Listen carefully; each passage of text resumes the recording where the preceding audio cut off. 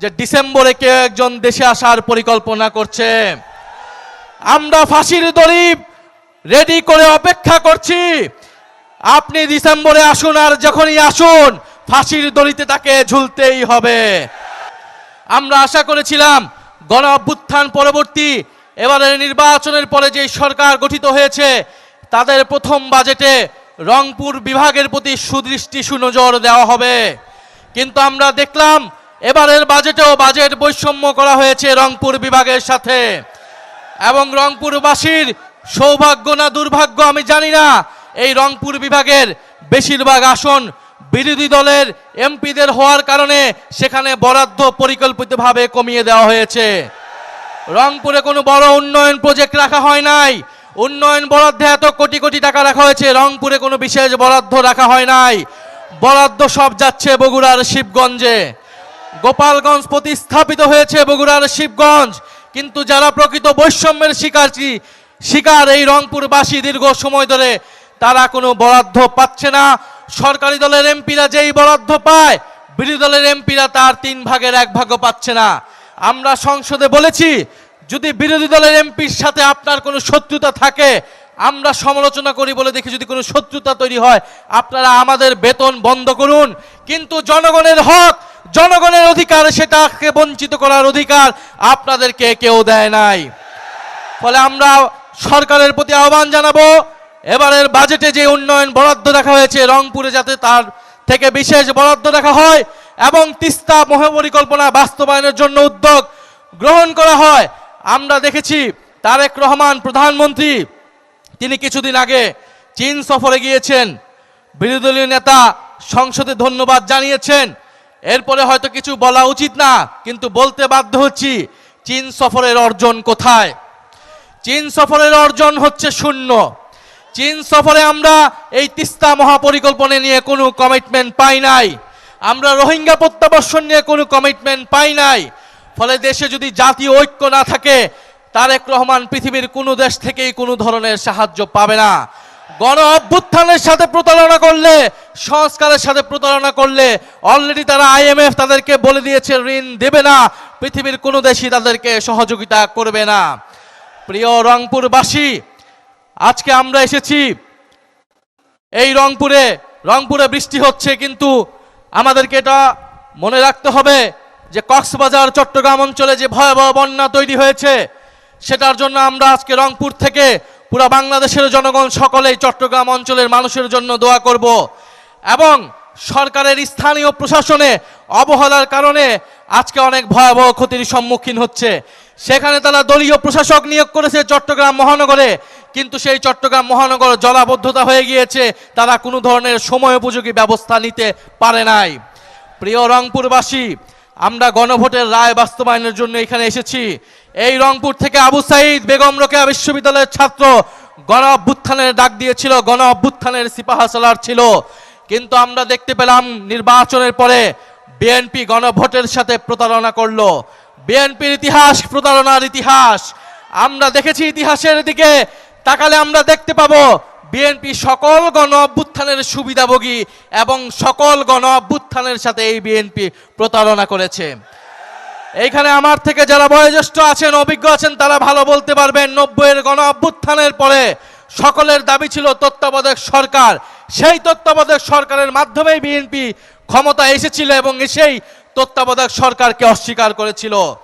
তার ফলাফল কি হয়েছিল? বিগত 16 বছর বিএনপিকে এই তত্ত্বাবধায়ক সরকারের দাবিতে রাজপথে ধুকে ধুকে নির্যাতিত হতে হয়েছিল। আজকে বিএনপি যেই গণভোটের কারণে, যেই সংস্কারের কারণে, যেই জুলাই সনদের কারণে বিএনপি ক্ষমতায় আসতে পেরেছে, তার সাথেই বিএনপি প্রতারণা করছে। গণভোটের সাথে প্রতারণা করেছে বিএনপি, 31 দফার সাথে প্রতারণা করেছে বিএনপি, জুলাই সনদের সাথে প্রতারণা করেছে বিএনপি, গণতন্ত্রের সাথে প্রতারণা করেছে। প্রিয় রংপুরবাসী, আমরা দেখছি সারা বাংলাদেশে বিদ্যুৎ নাই। বাংলাদেশে গ্রামে গঞ্জে আবার মানুষকে বাধ্য হয়েছে মানুষ হারিকেন জ্বালাতে। এই সরকার আগেও হারিকেন দিয়েছে, এই বিগত সময়ে এই বিএনপি সরকার এবারও বাংলাদেশের মানুষের কাছে হাতে হারিকেন ধরিয়ে দিয়েছে। বিদ্যুৎ দিতে পারছে না, কর্মসংস্থান দিতে পারছে না। এই বাজেটে কোনো ধরনের অর্থনৈতিক সংস্কার রূপরেখা রাখা হয় নাই। ব্যাংকগুলো কিভাবে ঠিক হবে, দেশের টাকা কিভাবে ফেরত আসবে, কোনো ধরনের সুপরিকল্পনা এই সরকারের নাই। ফলে আমরা বলবো আপনি এভাবে দেশ চালাতে পারবেন না। দেশ চালাতে অলরেডি ব্যর্থ হয়েছেন, আইন শৃঙ্খলা পরিস্থিতি মোকাবেলায় ব্যর্থ হয়েছেন, কর্মসংস্থান সৃষ্টিতে ব্যর্থ হয়েছেন, সংস্কার দিতে ব্যর্থ হয়েছেন। যদি দেশ পরিচালনা সঠিকভাবে করতে হয়, অবিলম্বে গণভোটের রায় বাস্তবায়ন করতে হবে, অবিলম্বে অর্থনৈতিক সংস্কার করতে হবে, তিস্তা মহাপরিকল্পনা বাস্তবায়ন করতে হবে, দেশের তরুণদের জন্য কর্মসংস্থান সৃষ্টি করতে হবে, এবং যেই সীমান্তে পুশিন হচ্ছে সেই সীমান্তের পুশিন প্রতিরোধ করতে হবে, সীমান্ত হত্যা প্রতিরোধ করতে হবে। যদি সীমান্ত হত্যা প্রতিরোধ করতে না পারেন, যদি পুশিন প্রতিরোধ করতে না পারেন, তাহলে নিজেদের দল থেকে জাতীয়তাবাদী শব্দটি কেটে ফেলে দেন। জাতীয়তাবাদের নামে ব্যবসা করবেন, নিজেদেরকে দেশপ্রেমিক দেখাবেন, অথচ সীমান্ত হত্যা রোধ করতে পারবেন না, পুশিন রোধ করতে পারবেন না। বাংলাদেশের জনগণ আপনাদেরকে তাহলে ক্ষমতায় থাকার ম্যান্ডেট দেবে না। প্রিয় রংপুরবাসী, আমরা ঐক্যবদ্ধ আছি। আপনাদের উদ্দেশ্যে এটাই আহ্বান, সংসদ এবং সংসদের বাইরে ঝড় বৃষ্টিরও যত প্রতিকূলতা থাকুক, গণভোটের রায় বাস্তবায়নের জন্য, সংস্কার বাস্তবায়নের জন্য আমরা রাজপথে থাকব।